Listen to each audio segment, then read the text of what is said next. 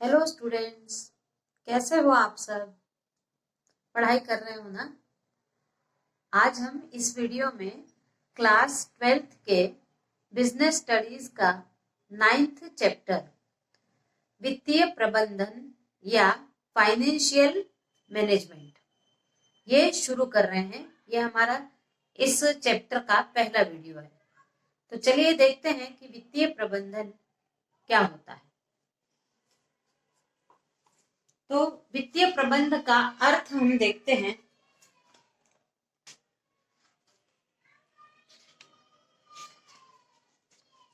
तो व्यावसायिक संस्था के लिए समुचित वित्त की व्यवस्था करना एवं उसका अधिकतम लाभार्जन प्राप्त करने के लिए उपयोग करना ही वित्तीय प्रबंधन है। किसी भी व्यवसाय के लिए वित्त ही उसकी रीढ़ की हड्डी है। वित्त ना होगा तो व्यवसाय करना संभव नहीं है। तो उस व्यवसाय को चलाने के लिए, व्यावसायिक संस्था को चलाने के लिए जो समुचित वित्त की व्यवस्था की जाती है, जो उचित है, और उस व्यवस्था के बाद, उस व्यवस्था होने के बाद अधिकतम लाभार्जन कैसे प्राप्त किया जाए, ये सोच समझकर उस वित्त का उपयोग करना वित्तीय प्रबंधन कहलाता है। इसके अंतर्गत वित्त का नियोजन एवं नियंत्रण किया जाता है। वित्तीय प्रबंध का उद्देश्य आवश्यकता होने पर पर्याप्त वित्त उपलब्ध कराना और अनावश्यक वित्त एकत्रित नहीं होने देना है। वित्तीय प्रबंध उपक्रम के व्यापक हितों का प्रतिनिधित्व करता है। अब हम देखते हैं कि वित्तीय प्रबंध की परिभाषा। तो वित्तीय प्रबंध वित्तीय निर्णय लेने की वह क्रिया है जो व्यक्तिगत उद्देश्यों और उपक्रम के उद्देश्यों में समन्वय स्थापित करती है। यह है वेस्टन एवं ब्राइथम के अनुसार। अब हमारा अगला टॉपिक है वित्तीय प्रबंध की भूमिका, यानी किसी भी व्यवसाय में वित्तीय प्रबंध क्या भूमिका निभाता है। तो सबसे पहला है स्थायी संपत्तियों का निर्धारण। तो एक व्यवसाय संगठन के लाभों में स्थायी संपत्तियों का महत्वपूर्ण योगदान होता है। किसी भी व्यवसाय में जो स्थायी संगठन होता है उसका बहुत महत्वपूर्ण योगदान होता है, और वित्तीय प्रबंध के अंतर्गत स्थायी संपत्तियों में कुल विनियोग और प्रत्येक स्थायी संपत्ति के में किए जाने वाले विनियोग का निर्धारण करता है। यानी स्थायी पूंजी, किसी भी व्यापार को चलाने के लिए जो स्थायी पूंजी की आवश्यकता होती है वो वित्तीय प्रबंधन के माध्यम से उस पर विनियोग किया जाता है, स्थायी संपत्ति पर, क्योंकि इसके बिना व्यवसाय होना संभव नहीं होता। फिर अगला है चालू संपत्तियों का निर्धारण। व्यवसाय के दिन प्रतिदिन व्यवहार करने के लिए चालू संपत्ति की आवश्यकता होती है। वित्तीय प्रबंध के अंतर्गत चालू संपत्तियों में कुल विनियोग तथा प्रत्येक चालू संपत्ति पर विनियोग का निर्धारण किया जाता है। चालू संपत्ति पर कितना लगाया जाए, इसका निर्धारण वित्तीय प्रबंध के माध्यम से किया जाता है। फिर अगला है दीर्घकालीन व अल्पकालीन वित्त के अनुपात का निर्धारण। किसी भी व्यवसाय में दीर्घकालीन और अल्पकालीन वित्त, इनमें क्या अनुपात होना चाहिए, ये वित्तीय प्रबंधन की भूमिका होती है ये तय करने में। व्यवसाय की कुल वित्तीय आवश्यकता को दीर्घकालीन और अल्पकालीन स्रोतों से पूरा किया जाता है।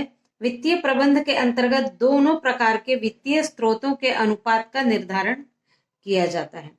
वित्तीय प्रबंध में तरलता व लागत विश्लेषण करके दोनों वित्तीय स्रोतों के अनुपात का निर्धारण किया जाता है। क्या अनुपात होना चाहिए, अल्पकालीन वित्त और दीर्घकालीन वित्त में कैसा अनुपात होना चाहिए, ये वित्तीय प्रबंधकों का विषय है। फिर अगला है लाभ हानि खाते की विभिन्न मदों का निर्धारण। विभिन्न वित्तीय निर्णयों से लाभ हानि में सम्मिलित मदें प्रभावित होती है। जैसे ब्याज का संबंध ऋणों की राशि से है, ह्रास का संबंध दीर्घकालीन संपत्तियों की राशि से है, कटौती का संबंध तरलता की स्थिति से है। तो लाभ हानि खाते की विभिन्न मदों का निर्धारण करना भी वित्तीय प्रबंध की भूमिका है। और अंतिम है दीर्घकालीन वित्त के विभिन्न स्रोतों का निर्धारण।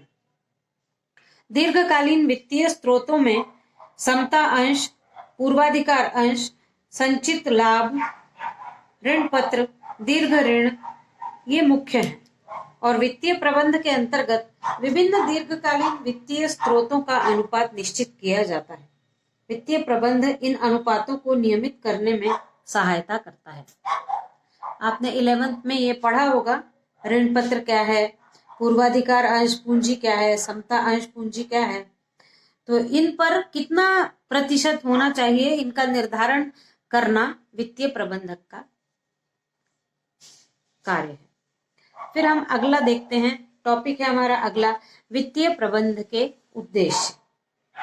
तो पहले परंपरागत विचारधारा ये थी कि व्यवसाय का मुख्य उद्देश्य अधिकतम लाभ कमाना, यानी बहुत समय पहले से जब से व्यापार शुरू हुआ है, व्यापार करने वाले का या व्यवसाय करने वाले का एकमात्र मुख्य उद्देश्य था अधिकतम लाभ कमाना।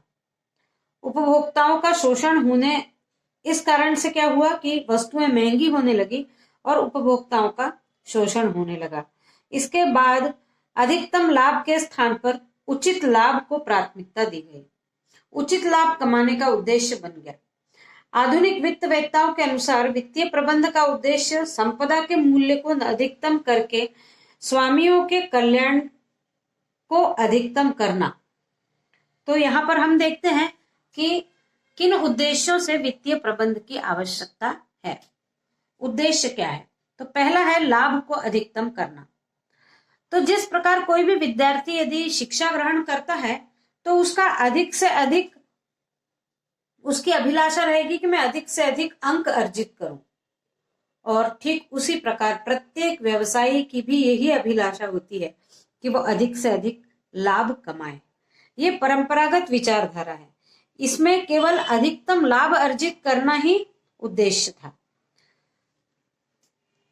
अब कुछ जो अर्थशास्त्री है उनके हिसाब से अधिकतम लाभ, किसी भी व्यवसाय में अधिकतम लाभ कमाना, इसके पक्षधर कुछ लोग हैं और उनके विचार ये हैं कि विवेकपूर्ण तरीके से आर्थिक क्रिया पर लाभ को अधिकतम करना चाहिए। विवेकपूर्ण तरीके से यानी लाभ भी अर्जित करते समय विवेक जागृत होना चाहिए। फिर अगला उनका मत है, तर्क है कि अधिकतम लाभ का उद्देश्य सामाजिक आर्थिक कल्याण को अधिकतम करना है। फिर अधिकतम लाभ में से व्यवसायी निर्णयों की सफलता का आकलन कर किया जा सकता है।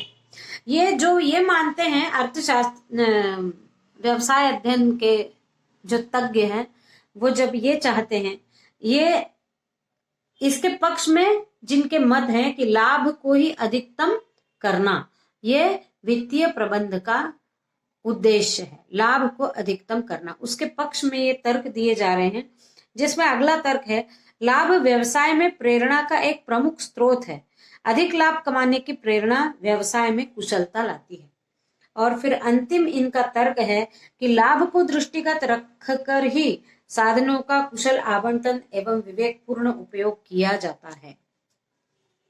अब इसके विपक्ष में तर्क, जो ये नहीं मानते कि लाभ, अधिकतम लाभ कमाना ही वित्तीय प्रबंध का उद्देश्य है, इसके विपक्ष में तर्क। तो पहला है कौन से लाभ, यानी ऊपर कहा जा रहा है कि लाभ कमाना ही मुख्य उद्देश्य है, तो कौन से लाभ? अल्पकालीन, दीर्घकालीन, सकल, शुद्ध, कर के पूर्व या कर के पश्चात, इसको अधिकतम किया जाए यह स्पष्ट नहीं किया गया है। अधिकतम लाभ की विचारधारा एक स्पष्ट विचारधारा है। फिर दूसरा इनका तर्क है वर्तमान आर्थिक परिदृश्य में व्यवसाय में वित्त प्रबंध का कार्य पेशेवर वित्तीय विशेषज्ञों के द्वारा किया जाने लगा है। वित्त विशेषज्ञ व्यवसाय में संबंधित सभी पक्षों का समान ध्यान रखते हैं। ऐसी स्थिति में अधिकतम लाभ के उद्देश्य की पूर्ति संभव नहीं है। आजकल, पहले प्राचीन समय में अधिकतम लाभ कमाना ही वित्तीय प्रबंधक का उद्देश्य था, लेकिन अब इनके अनुसार वो गलत है। फिर है अगला, अधिकतम लाभ के उद्देश्य से पूर्ति केवल पूर्ण प्रतियोगिता में ही की जा सकती है। जब पूर्ण प्रतियोगी बाजार होता है तभी अधिकतम लाभ प्राप्त किया जा सकता है, लेकिन पूर्ण प्रतियोगी बाजार ये एकमात्र कल्पना है, क्योंकि बाजार तो पूरा अपूर्ण प्रतियोगिता का ही होता है। फिर अगला है, अधिकतम लाभ कमाने का उद्देश्य जोखिम तत्व की अवहेलना करना है। यानी जब जोखिम होती है किसी भी व्यवसाय में जोखिम ये एक बहुत बड़ा तत्व है। यदि लाभ ही अर्जित करना और लाभ ही मिलता रहे तो जोखिम तत्व को बिल्कुल ही अलग कर दिया जाना चाहिए। फिर अधिकतम लाभ कमाने का उद्देश्य मुद्रा के समय मूल्य की उपेक्षा करना है, उस समय मुद्रा के मूल्य की उपेक्षा करना है। अब हमने ये पहला देखा उद्देश्य लाभ को अधिकतम करना। अब हम दूसरा उद्देश्य देखते हैं, संपदा के मूल्य को अधिकतम करना। कुछ इनका महान लोगों का ये कहना है कि संपदा के मूल्य को अधिकतम करना ये वित्तीय प्रबंध का उद्देश्य होना चाहिए। इसके अंतर्गत हम देखते हैं कि संपदा के मूल्य को अधिकतम करने के सिद्धांत का प्रतिपादन स्टैनफोर्ड यूनिवर्सिटी के प्रोफेसर सोलोमन ने किया था।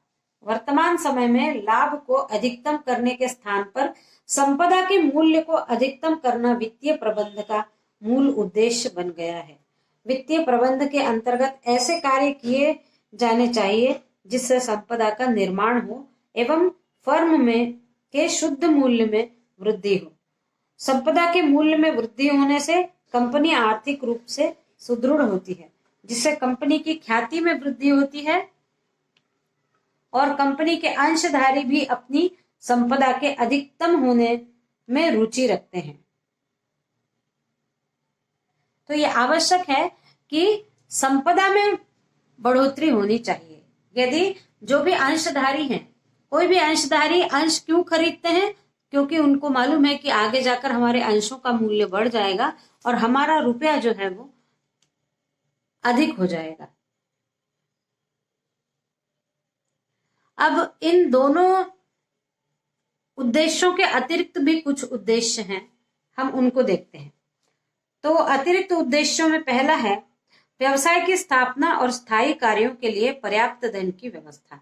वित्तीय प्रबंधक का उद्देश्य है कि जो व्यवसाय शुरू किया गया है उसके सभी कार्यों के लिए पर्याप्त वित्तीय व्यवस्था हो।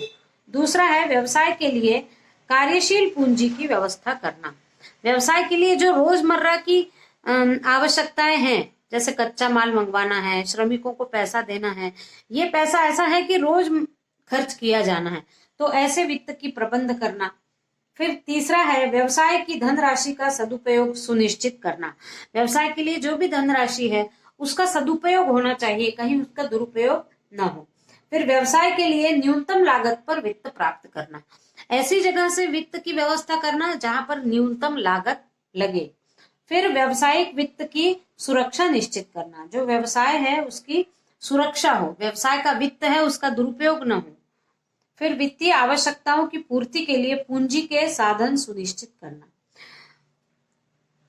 वित्त की व्यवस्था जिस प्रकार से भी की जाएगी, पूंजी के कौन से साधनों के माध्यम से की जाएगी वो सुनिश्चित करना। फिर व्यवसाय के पूंजीगत ढांचे को अनुकूल रखना। फिर अंशधारियों को पर्याप्त लाभांश का वितरण करना। ये बहुत महत्वपूर्ण है कि जिन्होंने कंपनी के अंश खरीदे हुए हैं उनको पर्याप्त लाभ मिलना ही चाहिए, तभी वो अगली बार फिर से कंपनी के अंश खरीदकर कंपनी को वित्तीय सहयोग करेंगे। फिर वित्तीय व्यय को नियंत्रित करना, अनावश्यक व्यय न करना। हमारा अगला टॉपिक है वित्तीय प्रबंध का महत्व। इसमें पहला है उपक्रम की सफलता का आधार। किसी भी उपक्रम की सफलता वित्तीय प्रबंध के उचित नियोजन पर निर्भर करती है। वित्तीय प्रबंधन की कुशलता से घाटे में चलने वाला व्यवसाय लाभ में चलने लगेगा और लाभ में चलने वाला व्यवसाय घाटे में चलने लग सकता है। ये पूरी वित्तीय प्रबंध की के आधार पर निर्भर करता है। दूसरा है व्यवसाय का सुगम संचालन। व्यवसाय के सुगम संचालन के लिए समुचित वित्त की व्यवस्था वित्तीय प्रबंधन के द्वारा की जाती है। वित्त की अनिश्चितता या अपर्याप्तता पूर्ति व्यवसाय की कुशलता और लाभप्रदता को प्रभावित करती है। पर्याप्त यदि वित्त नहीं होगा तो व्यवसाय ठीक से नहीं चल सकेगा। फिर अगला है साधनों का कुशलतम उपयोग। साधनों का कुशलतम उपयोग ही व्यवसाय को कुशलता प्रदान करता है। निरुपयोगी जो साधन है वो साधन व्यवसाय के लिए बोझ बन जाते हैं और साधनों के उपयोग के लिए अनवरत वित्त की व्यवस्था की आवश्यकता होती है। फिर अगला है सुरक्षा एवं आय। तो जो बड़े बड़े व्यवसाय हैं उनमें जनता के द्वारा अंश खरीद कर पूंजी लगाई जाती है।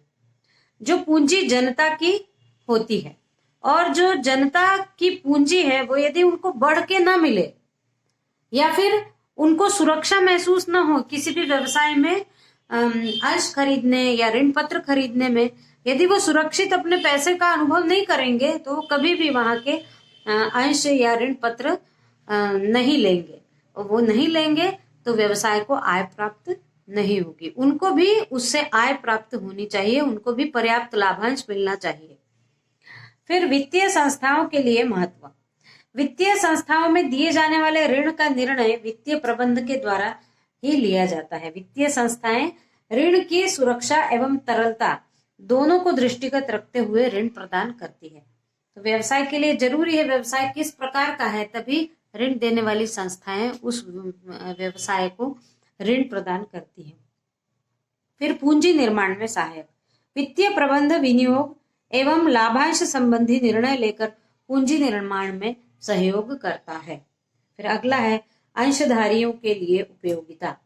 वित्तीय प्रबंध का ज्ञान रखने वाला अंशधारी कंपनी की आर्थिक नीतियों का विश्लेषण करके अंशधारियों की सभा में अपने विचार रख सकता है। अंशधारी संचालकों को अनुचित वित्तीय नीतियों को परिवर्तन करने के लिए बाध्य कर सकता है। फिर है अंतिम लाभों का पूर्वानुमान। वित्तीय प्रबंध लाभों का पूर्वानुमान लगाकर व्यवसाय के विकास, विस्तार और आधुनिकीकरण की योजनाएं क्रियान्वित करती हैं। इस वीडियो में बस इतना ही। Thank you.